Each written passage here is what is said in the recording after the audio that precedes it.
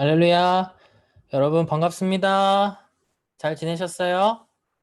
왜 목사님이 나오죠? 라고 물어보실 분들이 있을 텐데, 오늘 우리 찬양 인도로 섬겨주는 승윤 형제가 개인적인 이유로 이제 가까운 분이 병원에서 수술을 받으셔가지고 그것 때문에 오늘 청년부 예배 찬양을 할 수 없게 되었어요.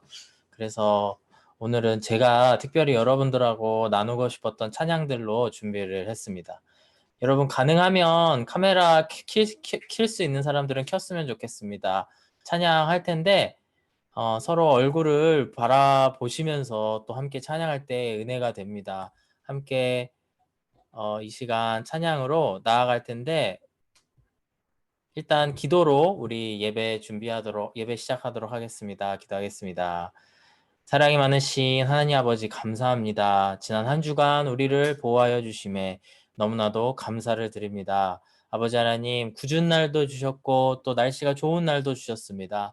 매우 추운 날도 주셨고 따뜻한 날도 주셨습니다.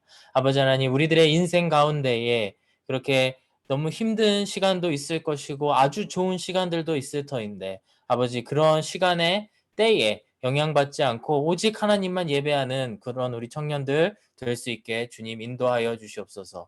이 시간 오직 하나님만 영광 받아 주실 줄로 믿사오며 예수님의 이름으로 기도드렸습니다. 아멘. 이 시간 우리 먼저 찬양 두 곡을 함께 하기를 원합니다. 먼저 찬양할 곡은요. 이 땅 위에 오신 하나님의 본체라는 예수님을 찬양하는 곡이고 이어서 찬양할 곡은 주의 이름 높이며라는 찬양입니다. 우리가 지난주부터 요한복음을 함께 살펴보고 있거든요. 요한복음을 보면은 하늘에 계셨던 하나님께서 이 땅에 내려오셔서 우리를 사랑하시사 이 땅에 내려오셔서 겸손히 모든 짐을 지고 가셨다라고 말씀을 하십니다. 예수님은 우리의 왕 되십니다. 그분을 왕으로 삼은 사람들이 바로 하나님의 백성이고 하나님의 사람들인 줄로 믿습니다. 우리를 구원하시기 위해 저 하늘 높은 보좌에 계셨던 예수님께서 이 땅에 내려오셨음을 함께 찬양하면서 나아갔으면 좋겠습니다. 이 땅에 오신 그리고 두 곡 찬양하겠습니다. 우리 함께 서로를 바라보시면서 또 하나님을 바라보면서 찬양하는 시간 되었으면 좋겠습니다. 이 땅에 오신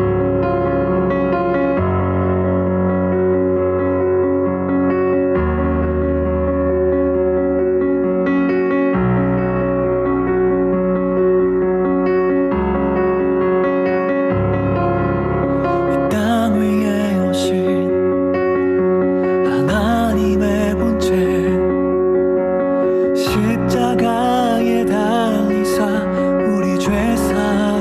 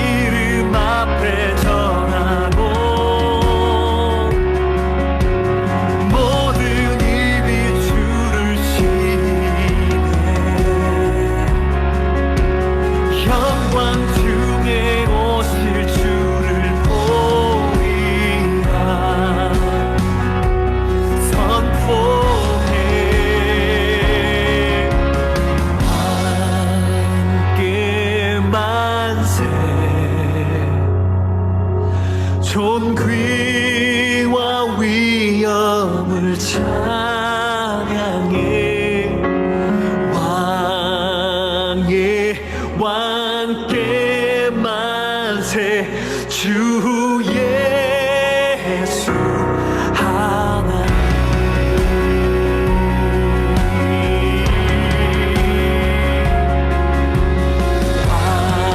왕께 만세. 존귀와 위엄을 찬양해. 왕의 왕께 만세. 주 예수 하나님. 왕께 만세. 존귀와 위엄을 찬양해. 왕의 왕께 만세. 주 예수 하나님. 왕께 만세. 존귀와 위엄을 찬양해. 왕의 왕께 만세. 주 예수 하나님.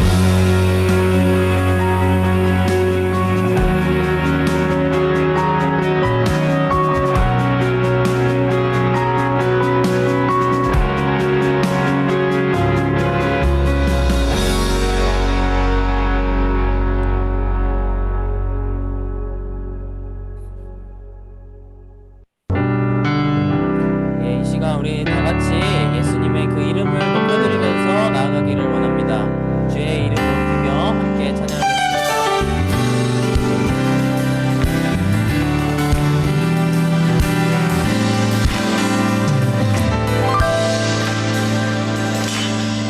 주의 이름 높이며 주를 찬양하나이다. 나를 구하러 오신 주를 기뻐하나이다.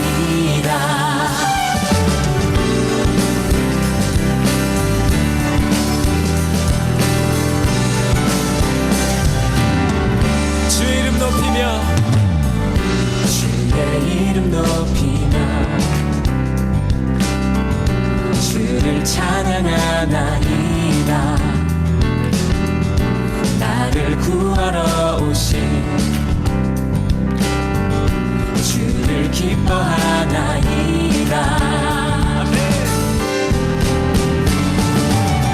하늘 영광 버리고 이 땅 위에 십자가를 지시고 죄 사했네.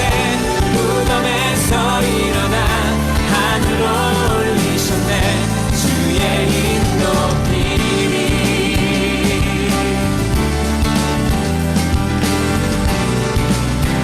다시 한번 찬양합니다. 주의 이름 높이며 주의 이름 높이며 주를 찬양하나이다. 나를 구하러 오신 주를 기뻐하나이다. 하늘 영광 버리고 이 땅 위에 십자가를 지시고 죄 사했네. 무덤에서 일어나 하늘로 올리셨네. 주의 이름 높이리.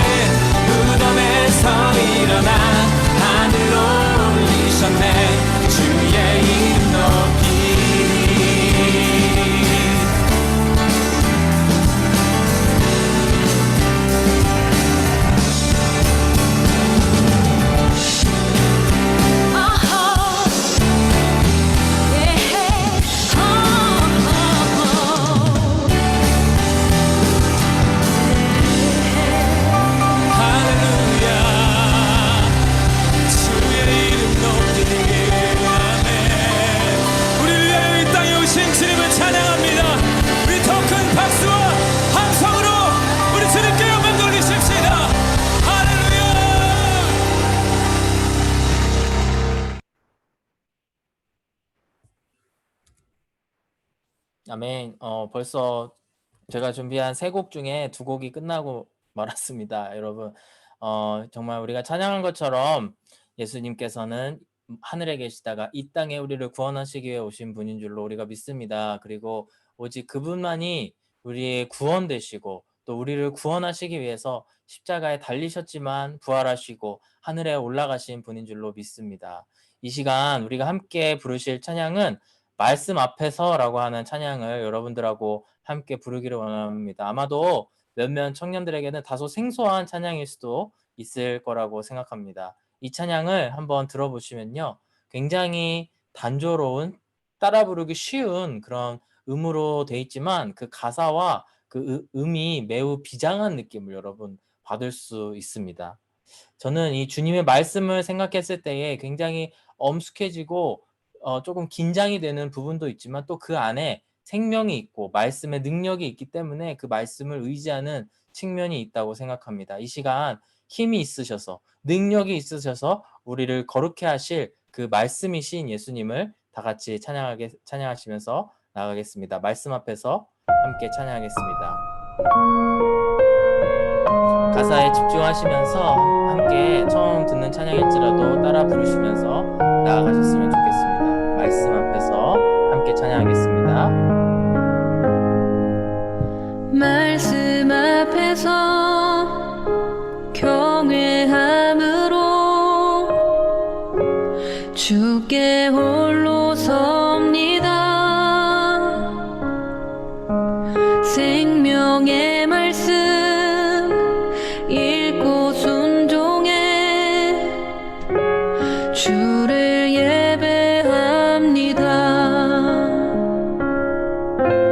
기록된 말씀 힘이 있어서 진리로 우리 거룩해 하며 거룩한 말씀 세세 영원히 복음이 되어 말씀하시네. 하나님 말씀에 두려워 떠는 자,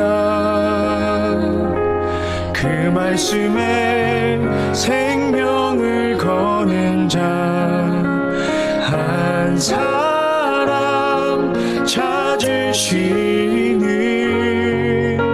주님의 약속을 믿어.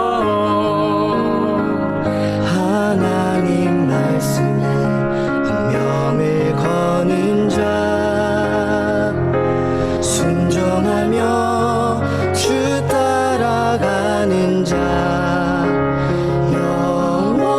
영원한 하나님 나라 이뤄갈 주의 교회여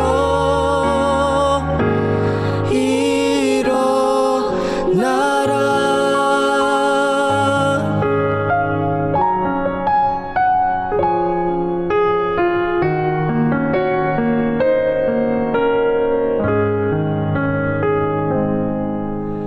말씀 앞에서 경외함으로 주께 홀로 섭니다.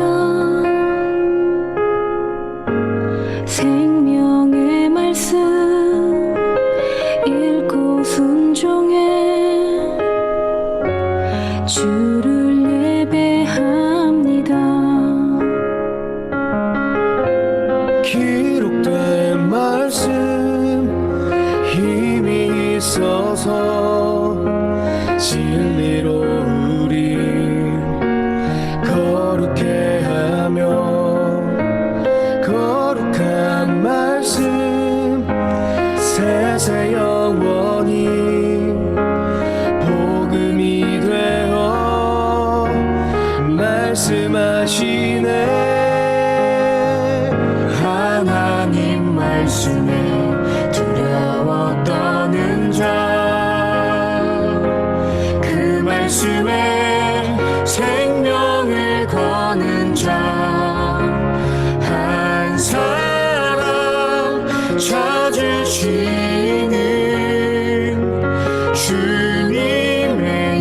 약속을 믿어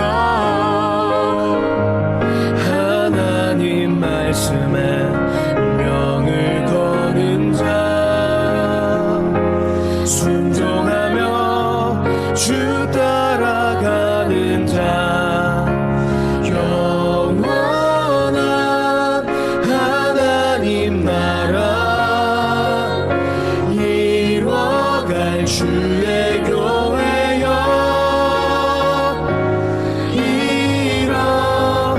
일어나라 주 말씀은 우리를 구원에 이르는 지혜이니 목숨과 내 뜻 다해 그 말씀에 복종하라 하나님 말씀에 두려워 떠는 자 그 말씀에 생명을 거는 자 한 사람 찾으시는 주님의 약속을 믿어 하나님 말씀에 운명을 거는 자 순종하며 주 따라가는 자 영원한 하나님 나라 이뤄갈 주의 교회여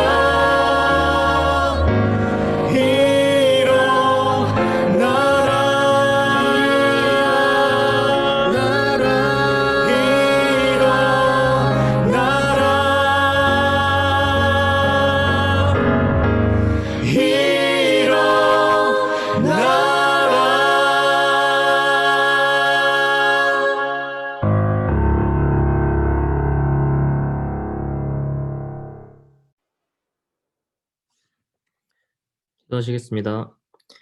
하나님 아버지 감사합니다. 오늘도 주님 말씀 사모하는 마음으로 이렇게 청년부 예배에 참석하게 하시고 또 주님 말씀 듣게 하심 감사합니다. 이 질병으로부터 지켜주신 감사드리고 이 어려운 시기가 속히 지나갈 수 있길 기도합니다. 한 주간 살면서 주님 말씀대로 살지 못했던 부분 용서하여 주시고 오늘 목사님을 통해 전해지는 하나님 말씀 듣고 열매 맺는 귀한 시간 되게 해주세요. 오늘 말씀 전하실 목사님을 축복하여 주시고 우리 청년부를 축복하여 주시고 지체 한 명 한 명을 지켜주시고 보호하여 주세요. 감사드리며 모든 말씀 예수님의 이름으로 기도드렸습니다. 아멘.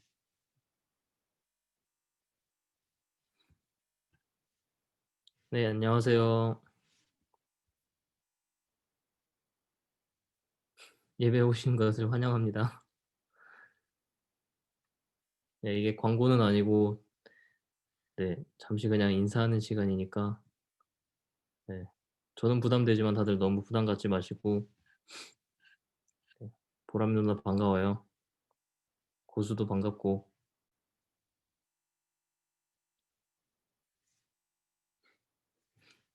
또 누가 나중에 카메라 켜주면 그때 또 반갑다고 인사할게요. 다음 주에 카메라 켜줬으면 좋겠네.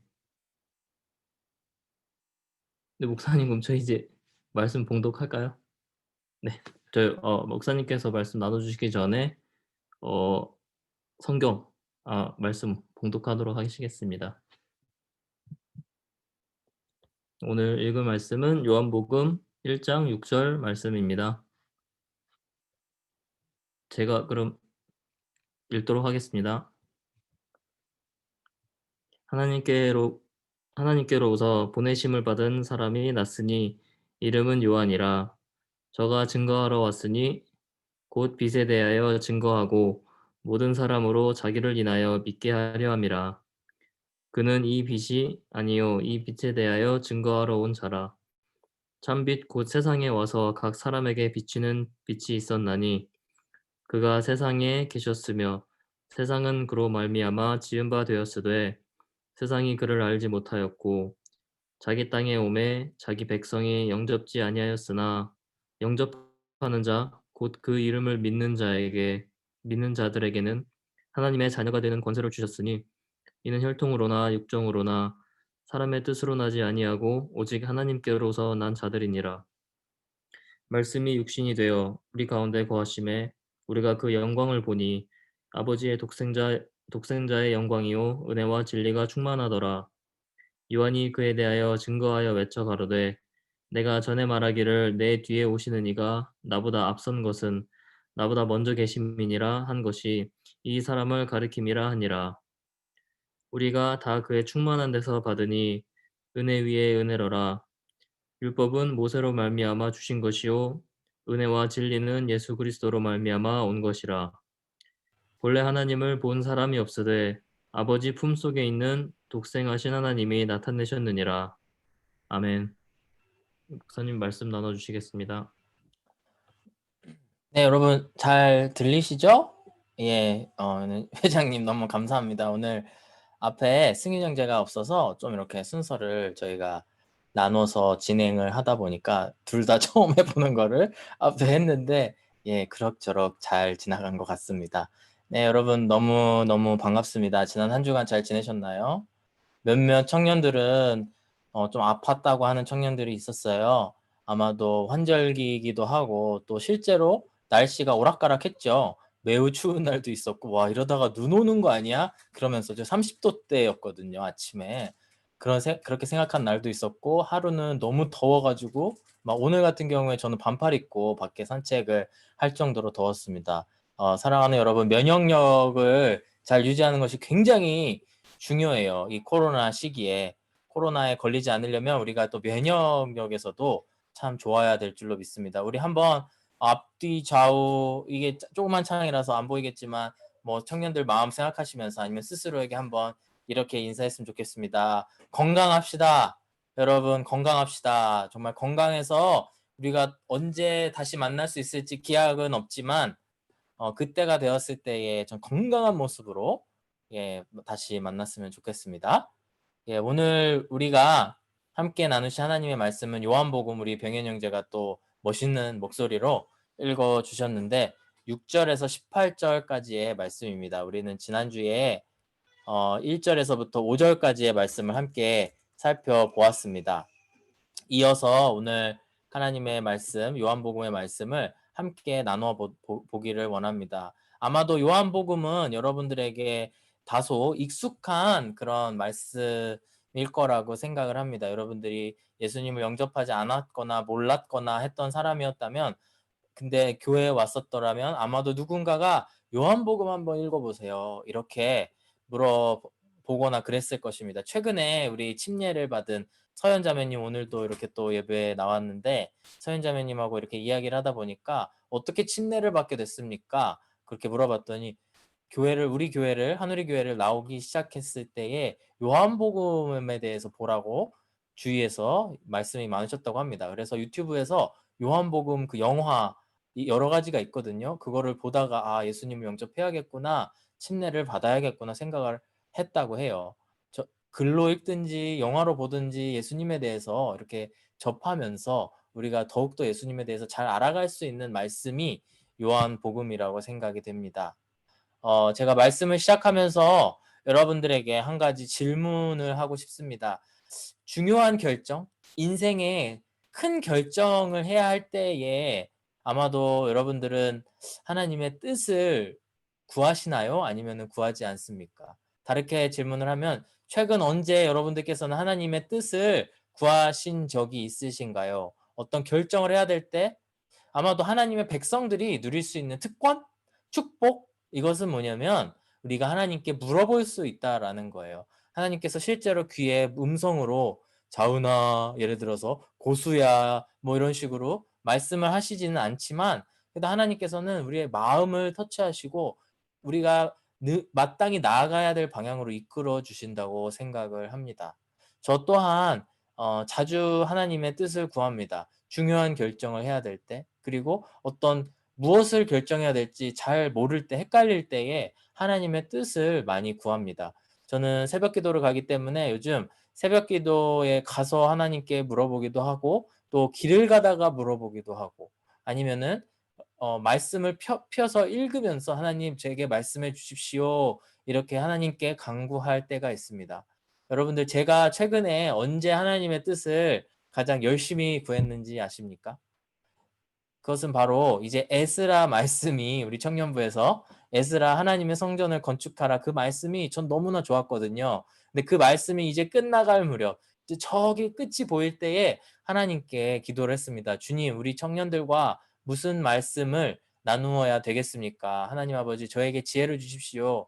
성경에 66권의 책이 다 소중한데 제가 어떻게 이거 해야 되겠다, 저거 해야 되겠다, 제 뜻대로 선택할 수가 있겠습니까? 하나님의 말씀이 제 것이 아니기 때문에 하나님께 구해야 됐었습니다. 사랑하는 여러분, 여러분의 인생도 어찌 보면 여러분의 것이라고 생각이 들 수 있겠죠?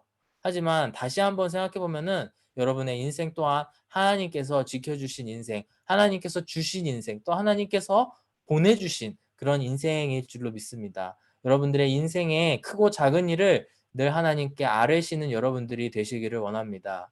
그래서 저는 하나님께 기도를 했습니다. 주님, 제가 아무리 목사이고 뭐 신앙생활을 나름 오래 했다고는 하지만 어느 말씀을 하나님 해야 되는지는 당최 모르겠습니다. 알려주십시오. 그랬는데 제가 이제 한 4주 전, 5주 전쯤에 요한복음을 해야 되겠다. 그래서 우리 가족들한테는 쉐어를 했습니다. 요한복음을 해야 될 것 같아. 그랬더니 아, 너무 좋다. 요한복음 말씀 너무 기대된다. 라는 이야기를 들었는데 사실 저는 이 요한복음을 왜 하나님께서 막 뜨거운 마음을 주셨는지 이해는 할 수 없었지만 마음으로는 굉장히 부담스러웠던 게 사실입니다. 왜냐면은 사실 저에게도 요한복음은 굉장히 어려운 말씀 중에 하나입니다. 사실 요한복음을 피상적으로 이렇게 쓱쓱 읽게 되면은 굉장히 쉽게 이해할 수도 있을 것입니다. 하지만 이 뜻을 하나하나 곱씹으면 곱씹을수록 그 뒤에 숨어 있는 그 예수님에 대한 그 신비한 말씀들을 정확히 알고 전하기가 너무나 어렵다라는 것입니다. 하지만 저는 해야 되겠다. 하나님이 마음 주실 때에 이 한 걸음을 내딛고 나아가야 되겠다. 그러고 말씀을 준비를 하기 시작했습니다. 그리고 1장을 펴게 되었고 지난주 그리고 오늘까지 토탈 1장 1절에서 18절까지 의 말씀을 여러분들과 나누게 되었습니다. 제가 간단하게 여러분 지난주에 설명을 했지만 다시 한번 말씀을 드리면 요한복음은 요한이 쓴 편지입니다. 사람들에게 예수 그리스도가 누구인지에 대해서 알려주고 두 번째 예수 그리스도를 믿고 생명을 얻게 하기 위해서 지난주에 살펴봤죠. 그 두 가지의 목적 예수님을 누군지 알리고 예수님을 믿고 저 같은 사람들 여러분들 같은 사람들이 생명을 얻을 수 있도록 하기 위해서 쓴 편지입니다. 그리고 1절 1장에서 18절까지의 말씀은 이 요한복음의 서론입니다. 이 서론에서 어찌 보면은 전체 요한복음이 다룰 이야기에 대해서 어느 정도 서머리를 하고 있다라고 할 수 있습니다. 여러분 지난주 말씀 기억하십니까? 1장 1절에서 5절까지의 말씀인데 여러분 지난주 말씀 제목을 제가 요한복음 첫 한 문장으로 요한복음 설교 첫 시작에 제목을 정했는데 혹시 기억을 하십니까? 현장이었으면 손 들어보라고 하고 시켜봤을 텐데 그럴 수 없는 게 상당히 안타깝습니다. 근데 아마 여러분 아실 거라고 생각합니다. 태초에 말씀이 계시니라. 태초에 말씀이 계시니라 라고 하는 요한복음 1장 1절의 말씀을 제목으로 삼았고 그 말씀의 의미에 대해서 지난주에 함께 살펴보았습니다. 결론은 이것이었습니다. 지난주에 예수님께서는 태초에 시간을 초월하시는 분이고 태초에 계셨던 그 분인데 만물의 근원 되시는 아무것도 없었던 이 세상에서 예수님으로 말미암아 물론 하나님으로 말미암아도 있지만 그 삼위일체 하나님 거기에 예수님도 포함되는 그 하나님으로 말미암아 예수님으로 말미암아 만물이 태어났다. 그 근원 되신 분이 예수님이다라는 거였습니다. 두 번째로 태초에 말씀이 계셨다. 말씀이라고 하는 표현, 로고스라고 하는 표현이 두 가지의 배경을 모두 만족시키는 그 단어라고 여러분들에게 설명을 했습니다. 헬라인에게도 이 지구를 온 우주를 운용하는 그 알 수 없는 그 지혜가 바로 로고스라는 믿음이 있었고, 동시에 말씀으로 언제나 우리에게 다가오신 그 구약의 하나님을 로고스라는 표현으로 요한은 설명을 한 것입니다. 그리고 태초에 말씀이 계시니라, 늘 함께 계시는 예수님, 하나님과 함께 계셨다라는 뜻인데요. 바로 하나님과 동등되는 그 하나님, 예수님이 바로 그 하나님이시다라는 말씀을 나눠 보았습니다. 즉 뭐냐면 이 하나님의 존엄함, 예수님의 존엄함, 예수님의 위대함에 대해서 지난주에 우리는 말씀을 나눴습니다. 사실 이것을 믿느냐 안 믿느냐가 우리에게 굉장히 중요하다라는 이야기를 하게 되었습니다. 그렇다면 오늘 6절에서부터 18절까지의 나머지 서론의 말씀은 무슨 이야기를 하고 있는지 여러분들과 함께 나누기를 원합니다. 일단 6절을 다시 한번 읽어볼 텐데 여러분 잘 들어주세요. 6절에는 갑자기 요한이라고 하는 인물에 대한 이야기가 나옵니다.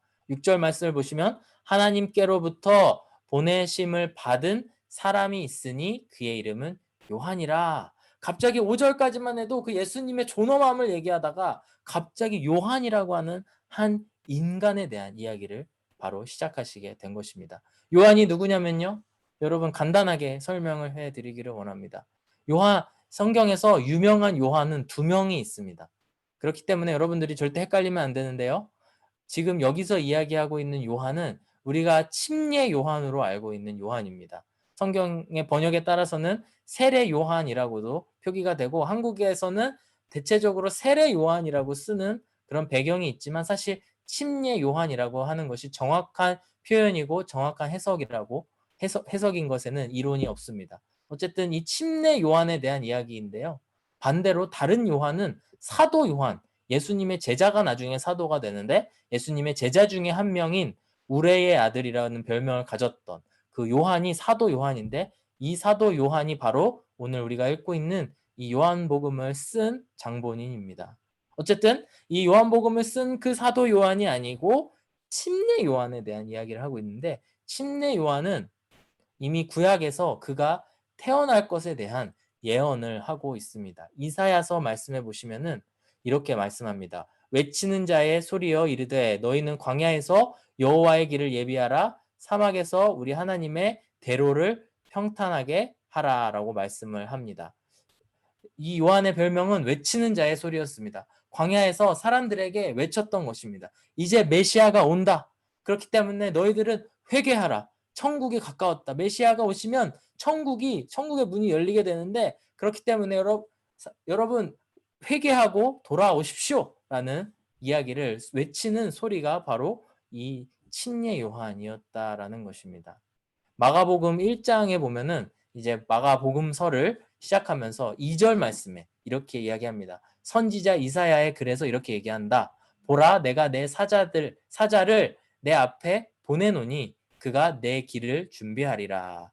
광야에 외치는 자의 소리가 있어 이르되 너희는 주의 길을 준비하라. 주의 오실 길을 곧게 하라 하심이라. 이렇게 말씀을 합니다. 침례 요한의 바로 역할은 뭐였느냐면 예수님께서 태어나시기 전에 먼저 오셔서 예수님께서 오실 길을 예비한 그 장본인이 바로 그 사명을 가지고 태어난 사람이 바로 요한이라고 하는 것입니다. 여러분, 요한이 없었더라면 예수님께서 태어나지 못하셨을까요?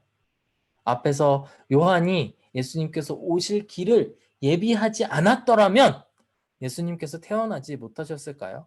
실제로 요한이 이 땅에 와서 했던 사역, 그리고 나중에 예수님에게 엄청난 칭찬의 말들을 듣습니다. 아주 잘했다는 뜻이죠. 그 침례 요한이 했던 사역은 뭐냐면 사람들의 마음을 회개하게 만들었습니다. 메시아가 오시니까, 왕의 왕이 오시니까 어서 회개하고 준비하라라는 말을 했다라는 것입니다. 여러분 다시 한번 묻겠습니다. 이 요한이 없었더라면 예수님께서 태어나지 못하셨을까요? 이 땅에 오시지 못하셨을까요? 여러분들 다 답을 알고 있으리라고 생각합니다. 그렇지 않습니다. 요한이 있었건 없었건 상관없이 예수님께서는 이 땅에 하나님의 계획하심에 따라 본인이 또 하나님이시기 때문에 얼마든지 사람의 몸을 입고 오실 수 있었다라는 것입니다. 그렇다면 왜 예수님께서는 이 요한복음 1장에 물론 요한이 썼습니다만 하나님께서도 이 말씀을 같이 쓰신 분이시기 때문에 하나님께서는 왜 이 요한에 대한 이야기를 이렇게 기록하고 있을까요? 저는 그것이 너무나 궁금했는데 하나님께서 저에게 여러 가지 답이 있겠지만 한 가지의 답을 주신 게 바로 이것입니다. 예수님께서 이 땅에 오시는 것 자체가 부족한 인간, 요한도 또한 죄인이었습니다. 우리처럼요. 하지만 그 요한과 동역하시기를, 함께 일하시기를 원해서 이 땅에 오셨다라고 하는 것입니다. 예수님께서 이 땅에 오신 사건 자체가 바로 그분을 따르는 자들, 요한을 비롯해서 많은 하나님의 사람들이 그분을 따르고 함께 동행하게 하시기 위해서 이 땅에 오셨다라는 것입니다. 그래서 하나님께서는 예수님 그 독생자를 보내셔서 이 땅에 우리들을 만나게 하신 것입니다. 7절 말씀을 함께 보실 텐데 이렇게 이야기합니다. 요한에 대해서 이렇게 이야기합니다. 그가 증언하러 왔으니 곧 빛에 대하여 증언하고 모든 사람이 자기로 말미암아 믿게 하려 함이라. 바로 요한을 통하여서 사람들로 하여금 믿게 하려 한다라는 것입니다. 사랑하는 여러분, 요한복음을 여는 이 말씀에서 우리들에게 이런 도전을 하고 있다라고 생각을 합니다. 우리들이 예수님을 영접했다면 그 예수님의 빛을 본 사람들이라고 생각을 합니다. 우리의 삶의 빛 대신 예수님을 만난 우리들은 마땅히 다른 사람들에게 가서 그들로 하여금 예수님을 믿게 하기 위한 그 사명을 받은 자들이라는 것입니다. 오늘 하나님께서는 이 요한복음 1장의 말씀을 통하여서 요한을 통하여 사람들을 일깨우고 사람들로 하여금 준비하게 한 것처럼 우리 또한 예수님께서 다시 오실 때를 예비하는 그런 일들을 준비하라고 하시는 것입니다. 바로 하나님께서는 요한을 그런 식으로 이 땅에 불러 보내셨고 또한 그걸 통해서 우리에게도 말씀이 전해진 줄로 믿습니다. 9절 이하의 말씀을 한 절 한 절씩 함께 보시면서 어떤 일들이 벌어졌는지 요한이 예수님에 대해서 전했습니다. 그 다음에 예수님께서 이 땅에 오셨습니다. 그리고 30년 동안 사셨고 이후에 3년 동안 공생애, 우리로 치면 사역을 하신 거죠. 가서 하나님의 말씀도 전하고 병든 자들도 치유하시고 그 다음에 마지막에는 십자가에 못 박혀 돌아가시기까지 그 모든 3년의 기간 동안에 공생애에 일을 했지만 오늘 9절 이하에서 함께 볼 하나님의 말씀은 뭐라고 이야기하냐면 각 사람에게 그 빛이 비춰졌으나 사람들이 그를 알지 못했고 그를 영접하지 않았다. 받아들이지 않았다라는 이야기를 하는 것입니다. 9절부터 11절까지의 말씀을 한번 제가 읽겠습니다. 여러분 잘 들어주시기 바랍니다. 9절 말씀해 보시면 참 빛, 곧 세상에 와서 각 사람에게 비추는 빛이 있었으니 이 빛은 곧 예수님이시죠. 그가 세상에 계셨으며 세상은 그로 말미암아 지은 바 되었으되 세상이 그를 알지 못하였고 자기 땅에 오매 자기 백성이 영접하지 아니하였으나 라고 이야기를 합니다. 예수님께서는 참 빛이다 라고 이야기를 하고 있습니다. 그 빛 대신 예수님께서 각 사람에게 비추는 그런 빛, 그 빛이 그냥 가만히 하늘에서만 계셨던 것이 아니고 빛이 직접 이 땅에 내려오셔서 우리들의 심령 가운데, 우리들의 인생 가운데에 한 사람 한 사람 그 빛을 비춰주셨다라는 것입니다. 하지만 그가 세상에 계셨으나 과거형이에요. 과거에는 계셨으나 이미 요한이 이거를 작성할 때에도 예수님은 안 계셨습니다. 왜요? 하늘에 승천하셨으니까. 그 이후로 약 2000년이 지금 흘렀지만 여전히 하나님께서는 우리와 함께 성령님이 함께 계시지만 예수님께서는 우리와 함께 계시지 않습니다. 하늘에 계시기 때문에. 곧 오시겠지만요. 하지만 그가 계셨으며 세상은 그로 말미암아 지은 바 됐지만 세상이 그를 알지 못했다라고 10절의 말씀은 이야기합니다. 11절의 말씀은 이렇게 얘기합니다. 자기 땅에 오매 예수님께서 자기 땅에 오매 자기 백성이 영접하지 아니하였다라고 이야기를 합니다. 11절의 말씀을 보시면 여기서 얘기하는 자기 백성이 뭐냐면요. 바로 하나님의 백성, 나의 장자라고 부른 이스라엘이라고 하는 것입니다. 이스라엘 땅에 예수님께서 태어나시고 이스라엘 사람들로 하여금 가장 먼저 그 복음의 메시지를 메시아가 오셨음을 들었지만 그 백성들 가운데, 이스라엘 백성들 가운데 너무나 많은 그 사람들이 예수님을 영접하지 않았다라고 하는 것입니다. 그 이후에 12절 말씀을 보실 텐데 영접하는 자, 곧 그의 이름을 믿는 자들에게는 하나님의 자녀가 되는 권세를 주셨다라고 이야기를 합니다. 우리가 전도를 할 때나 누군가에게 예수님을 전할 때 너무 많이 쓰는 중요한 그런 구절인데요. 이 구절을 우리가 이해할 때에 두 가지의 측면이 있습니다. 하나님께서는 이스라엘 백성들을 위해서 기다리셨습니다. 그들이 돌아오기를 기다리셨습니다. 우리가 에스라의 시대에도 함께 살펴보았지만 그들이 계속 지속적으로 실수를 함에도 불구하고 하나님께서는 그들에게 기회를 주시고 다시 한번 돌이킬 수 있도록 기회를 주셨지만 이제는 예수님이 오심으로 말미암아 그 기한이 이스라엘을 위한 기간은 끝나게 된 것입니다. 동시에 예수님께서 오심으로 말미암아 그 예수님의 구원이 온 세계에 있는 모든 민족들에게 퍼지게 된 것입니다. 그래서 우리 같은 한국인, 그다음에 우리 옆나라, 이웃나라 일본, 그다음에 미국 사람들 뭐 다 상관없이 이스라엘 사람이 아닌, 유다 사람이 아닌 사람들에게도 하나님의 그런 구원이 오게 됐다라는 것입니다. 그런 마음에서 12절을 함께 읽어보시면, 다시 한번 읽어보시면 여러분들 이 말씀을 이해하는 그런 폭이 넓어지리라고 생각합니다. 영접하는 자, 곧 그 이름을 믿는 자들에게는 하나님의 자녀가 되는 권세를 주셨으니 12절 말씀에 얘기합니다. 곧 우리가 이스라엘 백성으로 태어났건 아니건 간에 예전에는 이스라엘 백성들 그 선택받은 민족으로 태어나야지 하나님의 백성이다라는 그런 호칭을 받을 수가 있었습니다. 하지만 예수님 이후로는 영접하는 자, 모든 영접하는 자, 곧 그의 이름을 믿는 자들에게 하나님의 자녀가 되는 권세를 주셨다라는 것입니다. 13절 말씀을 보시면 이는 이런 하나님의 자녀가 되는 권세는 혈통으로나 육정으로나 사람의 뜻으로 나지 아니하고 오직 하나님께로부터 난 자들이니라 라고 이야기를 합니다. 사랑하는 여러분, 우리가 우리의 신앙생활을 오늘 이 시간 같이 돌아보는 그런 시간이 됐으면 좋겠습니다. 일단 제가 여러분들에게 이야기하고 싶은 것은 너무나 저는 늘 여러분들을 격려하고 싶고 여러분들을 정말 응원하고 싶고 여러분들의 그런 것을 신앙생활을 서포트하고 싶은 마음이 너무나 간절합니다. 왜냐 여러분들을 너무나 사랑하고 또 여러분들이 주님 안에 바로 서기를 바라기 때문입니다. 하지만 오늘 말씀은 뭐라고 얘기하냐면요. 너희가 예수님을 영접한 사람만이 그 예수님 구원을 받는 그런 사람들이고 이퀄 우리가 교회로 나아가면은 교회를 다니는 크리스찬들이라고 할 수가 있습니다.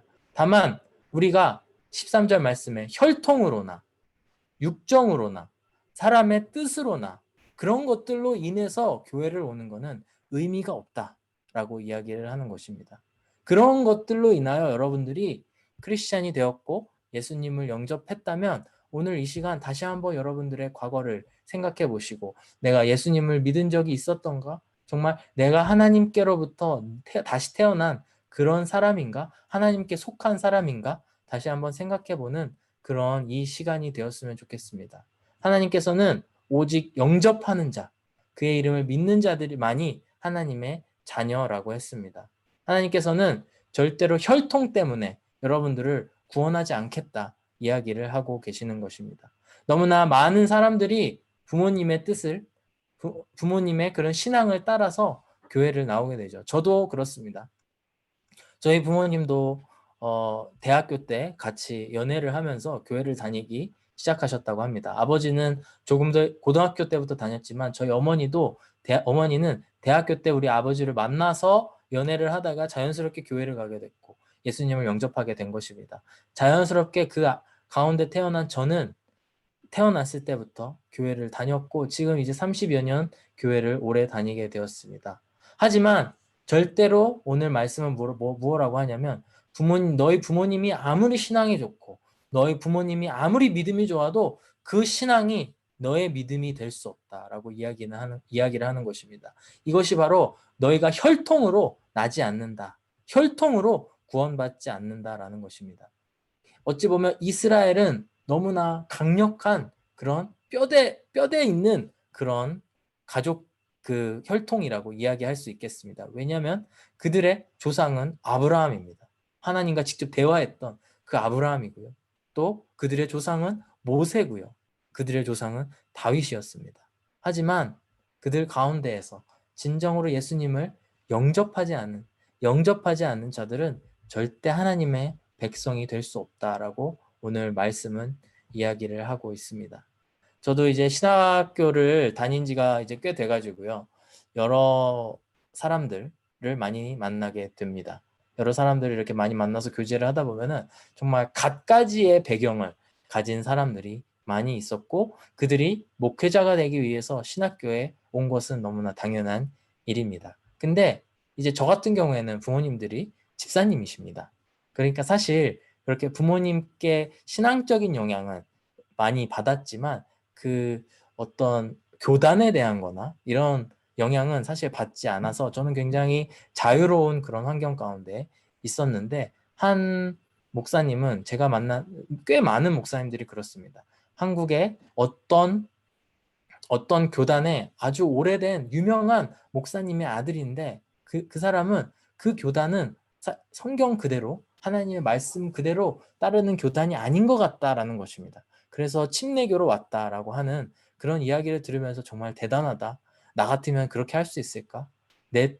내가 성경을 읽고 파악한 하나님의 뜻, 그 하나님의 말씀과 다르다고 해서 이렇게 멀리까지 올 수가 있겠는가? 라는 생각을 한 적이 있습니다.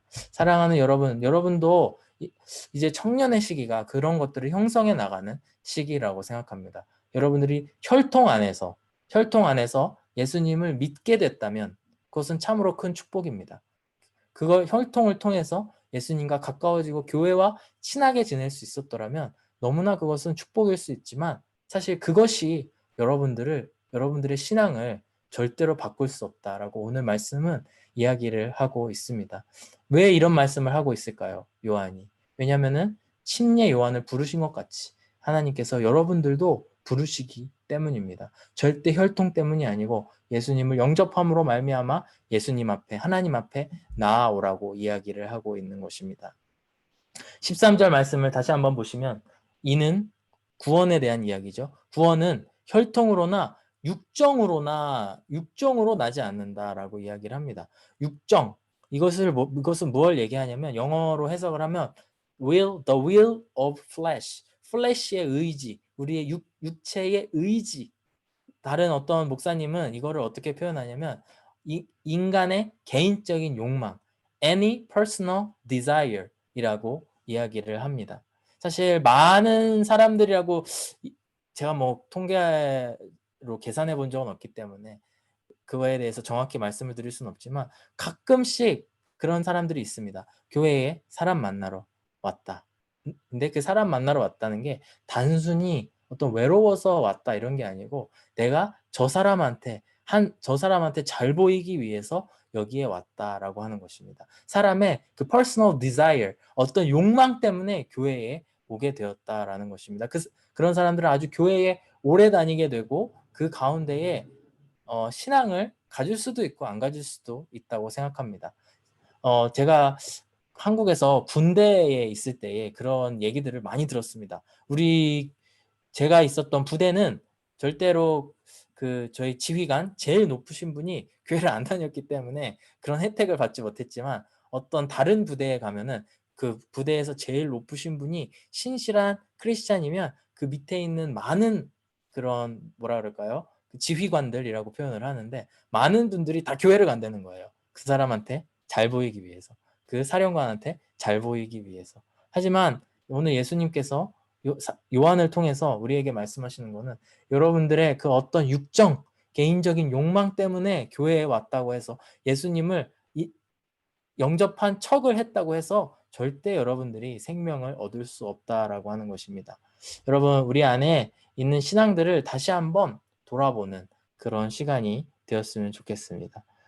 세 번째로 우리 13절 말씀에서는 뭐라고 하냐면, 이는 혈통으로나 육정으로나 사람의 뜻으로 나지 아니한다. 사람의 뜻, will of man 이라고 되어 있습니다.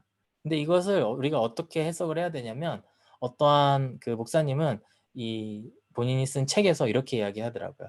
사람이 만든 어떤 시스템, man-made 시스템 안에서 교회에 왔다고 해서 예수님을 영접한 것처럼 보이더라도 그것을 영접한 거 아니다 라고 이야기를 하고 있습니다. 저 개인적으로 저도 이제 나이가 30대고 이제 한 가정의 가장이다 보니까 이 여러 가지 세상 돌아가는 정치나 여러 가지 그런 일들에 관심이 많습니다. 저도 뉴스를 자주 챙겨보고 또 세상이 어떻게 돌아가는지를 많이 보고 옳고 그름을 나름대로 저의 의견을 가지고 판단을 하고 있습니다. 저 개인적으로 인간이 만든 지금 현대 사회에 인간이 살아가고 있는 이 사회의 시스템이 상당히 잘 발전해 왔고 괜찮은 시스템을 갖고 있다고 생각합니다. 특히 우리가 사법 시스템, 우리가 법이라는 것을 안 지키면 큰일 나죠. 안 지키면 감옥에 가고 지키면 자유롭게 살 수 있고 이런 시스템이 아주 잘 만들어진 사람의 시스템, 사람의 뜻을 반영한 그런 일들이라고 생각을 합니다. 제가 최근에 지금 접하게 된 그 다큐멘터리 그 영화가 있는데 넷플릭스에서 아직 끝까지 못 봐가지고 어떤 결론이 내려졌는지 잘 모릅니다만 어떤 사람이 스티븐이라고 하는 사람이 있는데요. 그 사람은 위스콘신에 사는 사람이었습니다. 그런데 이 사람은 그 억울하게 누명을 써서 자기가 하지 않는 일 때문에 무려 18년 동안 감옥살이를 하게 됩니다. 그렇지만 나중에 DNA 테스트를 통해서 감옥에서 석방이 되게 됩니다. 그래서 그 사람이 그 국가를 상대로 위스콘신 주를 상대로 그 카운티를 상대로 소송을 해서 36 밀리언 3,600만 불이죠. 3,600만 불에 해당하는 소송을 해서 거의 받기 직전에 와 있었습니다.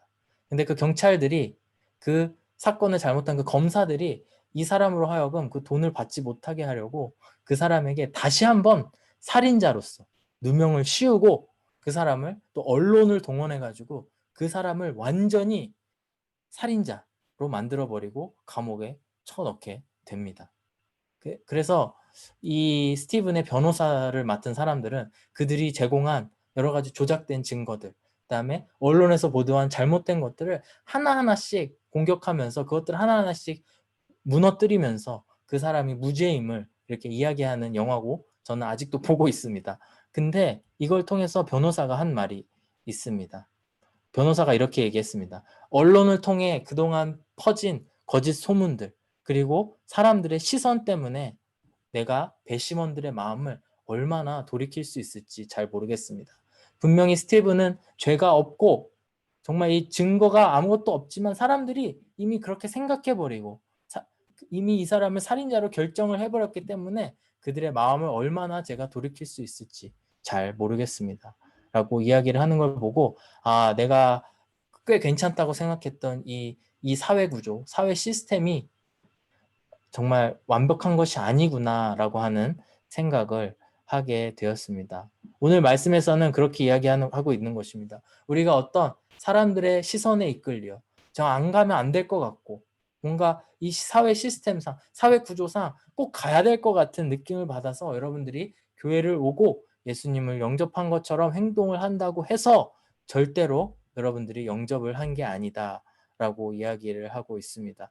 사랑하는 여러분, 오늘의 말씀은 바로 이렇게 이야기하고 있습니다. 혈통으로나 육정으로나 사람의 뜻으로나 나지 아니하고 오직 하나님께로부터 난 자들이 구원을 받을 수 있다라는 것입니다. 하나님께서 하나님의 뜻으로 난 것이다. 하나님의 뜻으로 났다라는 것은 무엇이냐면요. 바로 하나님의 그 크신 계획하심 가운데에 이 땅에 오신 예수 그리스도를 영접한 자들만이 생명을 얻을 수 있다.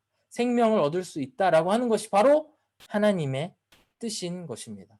사랑하는 여러분, 제가 계속 영접한다라고 하는 단어를 사용했지만 이 영접한다의 원어는 어떤 뜻이 있냐면요. 붙잡다, 이게 홀드하다, grasp 이렇게 팍 잡다 이런 뜻이 있습니다. 바로 하나님께서 여러분들에게 손을 내미실 때에 아무개야 내가 너에게 손을 내민다. 어서 나에게로 와라 라고 말씀을 하셨을 때에 그 손을 붙잡는 사람들, 그 약속의 말씀을 붙잡는 사람들이 바로 하나님을 영접한, 예수님을 영접한 사람들이라고 하는 것입니다. 사랑하는 여러분, 우리가 꼭 절대로 다른 것에 이유를 두지 않고 다른 것에 현혹되지 말고 오직 우리가 예수님과의 관계만을 세워가는 여러분들이 되시기를 바랍니다. 요한은 서론을 시작하면서 이렇게 두 가지를 이야기하고 있다고 말씀을 드렸습니다. 첫 번째는 지난주 얘기했던 얼마나 예수님이 위대하신가. 두 번째, 하나님이 여러분들을 부르고 계시다. 여러분들을 부르고 계시다라고 하는 것입니다. 제가 14절 말씀과 18절 말씀을 읽고 말씀을 마무리하려고 하는데 14절과 18절의 말씀은 바로 이런 하나님을 영접한 사람들이 얻을 수 있는 특권, 물론 자녀가 되는 특권을 얻었지만 그 자녀가 되는 특권을 받아서 자녀가 된 그 자녀들이 누리는 두 가지의 특권을 이야기하고 있습니다. 14절 말씀을 함께 읽으실 텐데요. 각자 목소리로 함께 따라오시면 좋을 것 같습니다. 18절 말씀 이렇게 말씀합니다. 말씀이 육신이 되어 우리 가운데 거하심에 우리가 그의 영광을 보니 아버지의 독생자의 영광이요 은혜와 진리가 충만하더라. 18절 말씀을 보시면 원래 하나님을 본 사람이 없으되 아버지 품속에 있는 독생하신 하나님이 나타내셨느니라 라고 이야기를 합니다. 여러분 오늘 같이 부르신 찬양 그리고 제가 앞에서 말씀드린 그 말씀들을 종합해 봤을 때 이 말이 너무나 여러분들에게 특별한 의미가 되기를 원합니다. 14절 말씀. 말씀이 육신이 되어 우리 가운데에 거하심에 하나님께서는 말씀이 육신이 되어 우리 가운데에 거하신 예수님이시라는 것입니다. 그를 통해서 우리가 받을 수 있는 특권은 뭐냐면요. 첫 번째, 우리가 그의 영광을 보니 하나님의 영광을 볼 수 있다라는 것입니다. 우리가 하나님을 볼 수 있는 그런 사람이 되었다는 것입니다. 18절 말씀을 보시면 본래 하나님을 본 사람이 없으되 본래 아무도 하나님을 볼 수가 없었습니다. 왜냐하면 우리는 죄인이었기 때문에 죄인이기 때문에 감히 하나님 앞에 하나님의 구약에서 나오지만 하나님의 뒷자락을 본 사람들은 모두 번개 맞고 혹은 어떠한 처벌을 받고 죽어버렸습니다. 왜냐하면 그 하나님의 진노하심을 이겨낼 수가 없었다라는 것입니다. 하지만 오직 예수님을 영접한 사람들, 예수님을 영접한 사람들은 하나님께로 나아가서 그분을 볼 수 있고 그분의 영광을 볼 수 있고 그분을 볼 수 있는 하나님을 볼 수 있는 그런 사람이 됐다라는 것입니다. 우리가 지난 몇 주 동안 살펴본 그 성전 신학이라고 하거든요. 성전 신학에 비춰보면 뭐냐면요. 우리가 감히 하나님 앞으로 하나님의 그 임재를 상징하는 그 지성소로 들어갈 수가 없었지만 그 에덴 동산으로 우리가 들어갈 수가 없었지만 예수님을 통해서 우리가 하나님을 만나러 성전에 갈 수 있었다라고 하는 그 말뜻과 사실 같은 뜻입니다. 우리가 진정으로 예수 그리스도를 영접했을 때에 우리가 하나님의 자녀가 되는 줄로 믿습니다. 우리가 하나님의 자녀가 되었을 때에 우리의 특권은 뭐냐면 하나님의 영광을 볼 수 있다. 하나님 하늘에 계시는 하나님 본체를 볼 수 있다라는 것입니다. 우리가 하나님의 영광을 보고 하나님의 본체를 봤을 때에 우리 안에 어떤 게 일어나냐면요. 우리의 가치관이 다 변화된다라는 것입니다. 더 이상 이 세상의 것, 돈, 욕심, 어떤 이 세상의 인간관계 이런 거에 우리가 초점을 두지 아니하고 오직 하늘에 계신 하나님을 바라보고 나아갈 수 있다라는 것입니다. 우리 안에 두 가지가 남을 줄로 믿습니다. 오늘 볼 마지막 정말 마지막인데요.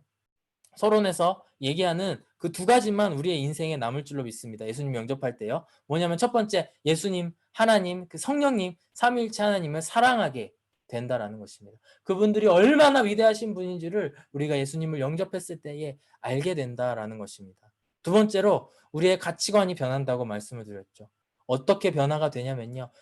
침례 요한처럼 오직 하나님께서 주신 그 사명, 우리가 예수님을 전하기 위해서 예수님의 사랑을 전달하기 위해서 산다라는 그 사명만이 우리의 인생을 인도하고 이끌어 간다라는 것입니다. 우리가 지금부터 요한복음의 말씀을 하나하나씩 살펴보기를 원합니다. 그 하나하나의 예수님의 이야기들을 살펴보며 나아갈 때에 한 주 한 주 나아갈 때에 우리가 예수님과 더욱더 친해져서 예수님을 진정으로 영접했으면 좋겠고요. 그 예수님을 영접함으로 말미암아 우리가 진정으로 하나님을 보고 하나님에게 모든 가치를 두는 그런 일들이 우리 안에 일어나게 되기를 원합니다. 여러분들 축복합니다. 정말 이 요한복음의 말씀 함께 살펴보시면서 예수님을 깊이 영접하고 따르는 청년들이 되기를 간절히 소망합니다. 이 시간 기도하겠습니다. 사랑이 많으신 하나님 아버지 감사합니다. 요한복음의 말씀을 우리가 지속적으로 묵상하면서 나아가기를 주님 간절히 원합니다. 그리하여서 우리가 더욱더 예수님을 믿게 하여 주시고 예수님을 영접하게 하여 주셔서 자녀가 누리는 그런 특권들을 누리면서 더 이상 이 땅에 소망을 두지 아니하고 하늘에 계신 하나님을 바라보면서 소망을 두는 우리 청년들 되게 하여 주시옵소서. 감사드리며 예수 그리스도의 이름으로 기도드렸습니다. 아멘. 예, 시간이 좀 갔는데요. 우리 양병현 회장님 나오셔서 광고해 주시겠습니다.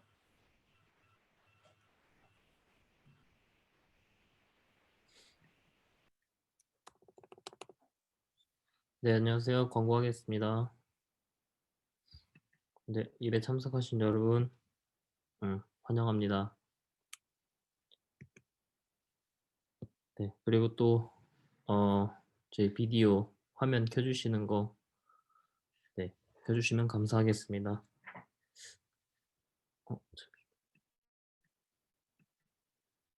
네, 이 정도 광고했으면은 다 틀어줘도 되지 않나 싶을 정도긴 한데, 네, 저희 모든 청년이 다 같이 화면을 켜고 예배드리는 그날까지 광고는 계속됩니다. 여러분, 회장님 소원 좀 들어줍시다. 우리 다음 주에는 네, 화이팅! 네, 그리고 저희 내일이 11월 첫째 주죠. 그리고 저 내일 서머타임 끝나죠? 서머타임 끝나고 1시간 더 보나? 1시간 더 아무튼, 네. 내일부터 저희 9시에 1부 예배, 11시에 2부 예배 드리고요. 각 예배당 65명씩 신청받아서 교회에서 예배 참석 가능합니다.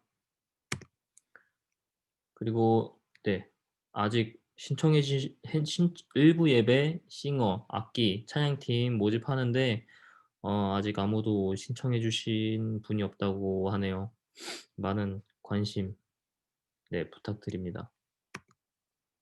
그리고 매주 토요일 7시 예배 1시간 전에 중보기도 모임이 아직 계속 있습니다. 많은 참여 부탁드립니다. 광고는 여기까지 하고 목사님께서 마무리해 주시겠습니다. 네, 여러분 그 찬양팀 광고는요.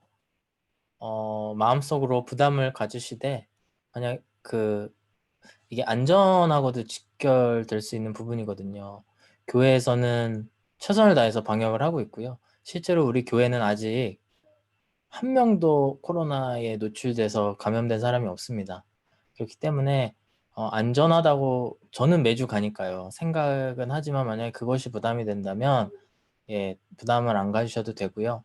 하지만 하나님께서 내가 이번에는 싱어로 혹은 내가 악기로 섬기고 싶다라는 마음을 주시면 같이 저랑 기도해 보시고 함께 그 하나님의 뜻을 구하는 시간들이 되셨으면 좋겠습니다. 이 광고는 아마도 지속적으로 광고가 될 것 같아요. 그래서 여러분 내일 1부 예배 9시 그다음에 2부 예배 11시 있는데 두 번 중에 한 번 꼭 접속하셔서 같이 예배 드렸으면 좋겠고요. 또 찬양 팀 관심 있으신 분들 한번 영상 보시면서 함께 찬양에 동참하시면서 기도해 보시고 또 저나 병현 회장님에게 연락해 주시면 좋겠습니다. 예, 우리 축도함으로 오늘 청년부 예배 마치도록 하겠습니다. 다 같이 기도하겠습니다.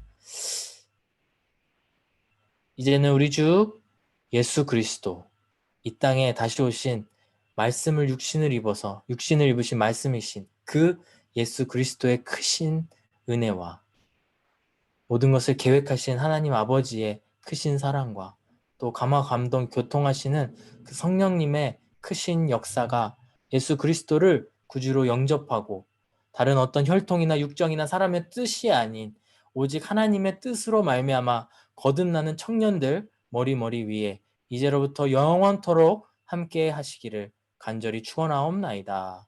아멘.